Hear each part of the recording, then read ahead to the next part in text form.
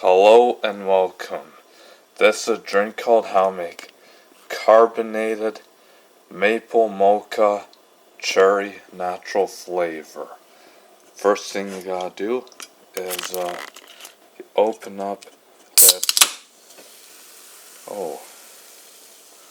this cherry natural flavor carbonated water. Pour it into this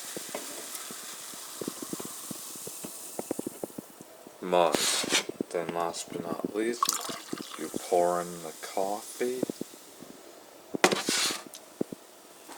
Then after that, you put in the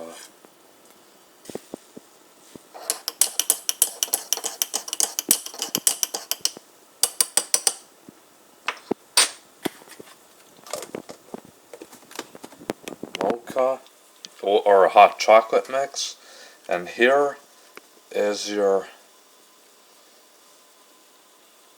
carbonated maple mocha